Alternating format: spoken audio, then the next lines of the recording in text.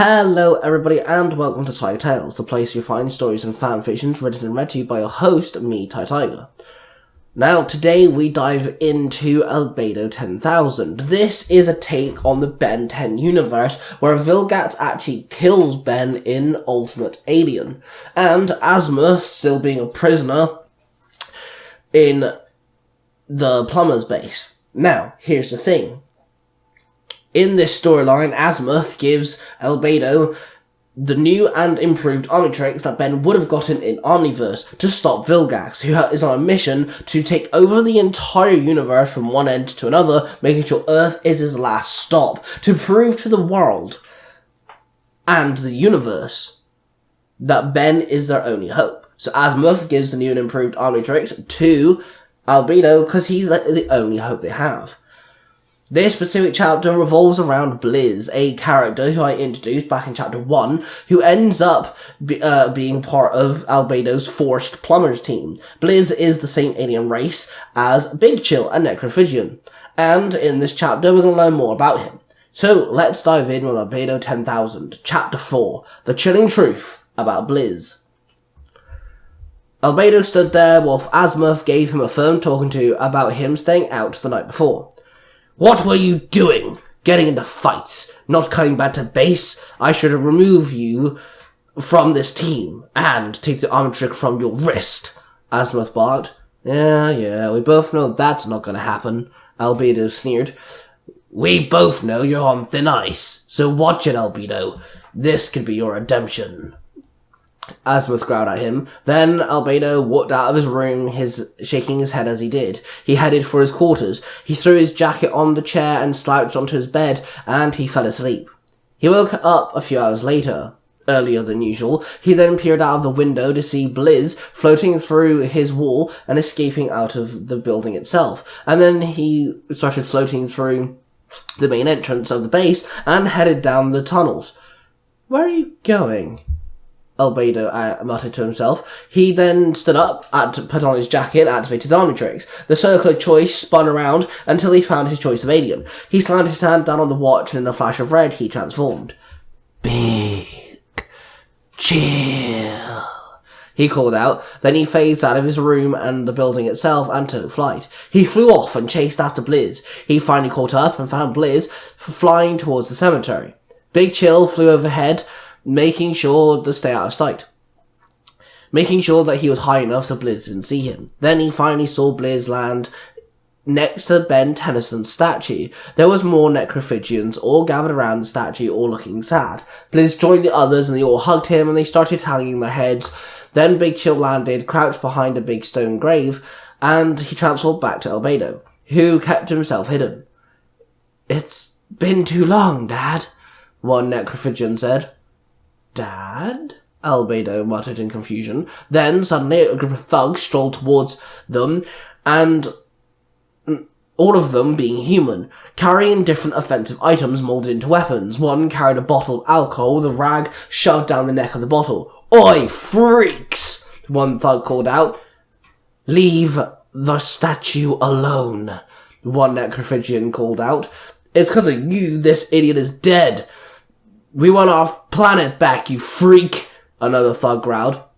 Then one of the thugs lit the rag on fire and threw it at the statue. It hit the head of it and there was a minor explosion. Fire rained down on the Necrophagians. Bliz took flight and breathed cool air on the flaming head of the statue, blowing it out. Then he landed and pulled out his plumber badge.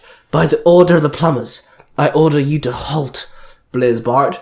We don't take orders from you, freak, one thug snapped at him. Then one guy pulled out an energy blaster and started firing at Bliz. He quickly became intangible. The blast flew right through him. Then Bliz turned to his family. Get out of here, Bliz ordered. Then the rest of the Necrophagians started to fly away. Albedo jumped up and ran up to Bliz and stood next to him. What are you doing? Bliz snapped at him. Here to help, obviously, Albedo said sarcastically. Did you follow me? Bliz asked sharply. Maybe, maybe not. Who cares? He shrugged. You look just like that one, one thug snapped at Albedo, pointing at Ben's statue with his nailed pipe.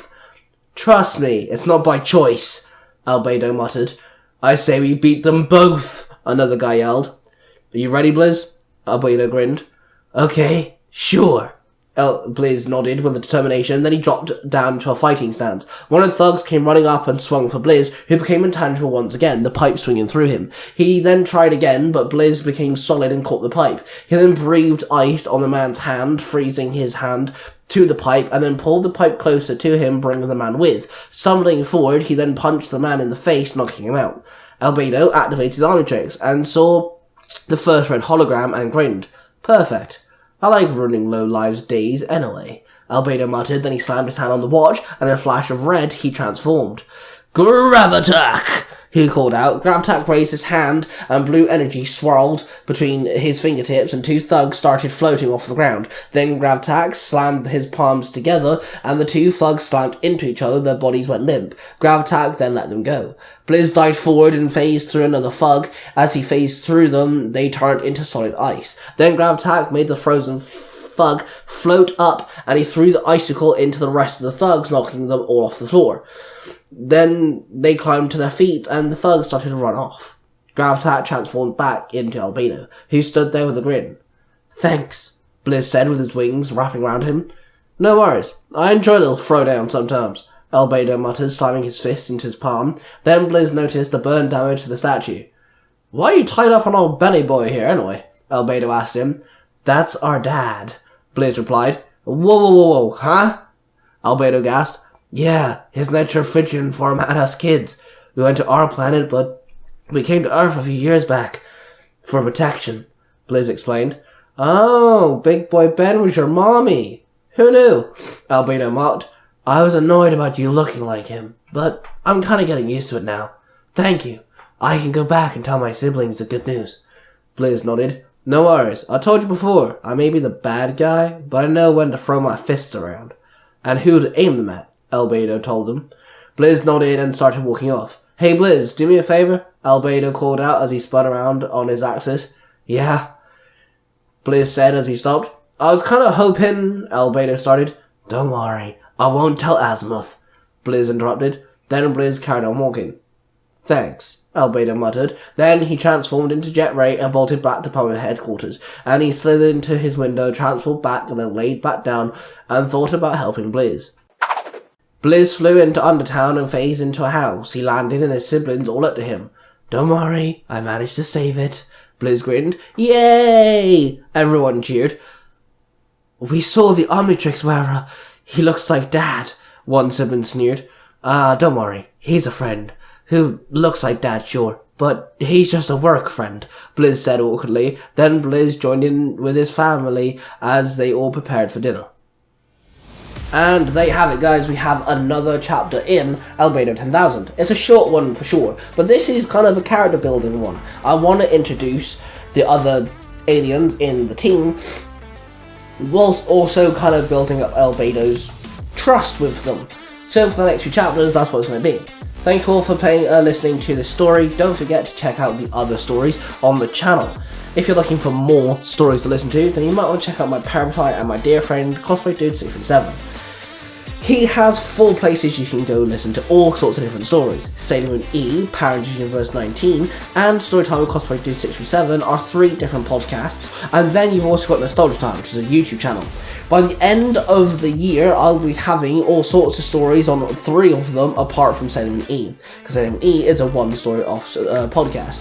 He uploads all sorts of storylines, you might want to go check them out. Then there's the 3rd member of the 3 Ranger Bros. Me and Cosplay Dude are the first 2. The 3rd one is Mark the Red Cornish Ranger. He uploads comic books into audio dramas and his own original stories and his association to me, so he does have some of my stories up there too, on a podcast called Nerds Through Comics. So you might go check that out as well, because he does a fantastic job there. We're in association with Zeo the Hero, a podcast with a bulk and skull of podcasts and Power Ranger stuff. Billy and Jim give us some entertaining podcast episodes. You might want to go check them out, because there's all sorts of stuff for everybody on that podcast. Don't forget to subscribe to this channel and our brother channel, The Lost Stories. Tai Tiger, myself, the writer, and the guy who reads you stories, has another channel, of course, where I give you Tiger Tales, The Lost Stories. A place where more stories and fanfictions are given to you, but they're all in the first person perspective. That being said, again, please subscribe to this one. I hope you enjoyed, and I shall see you guys really soon.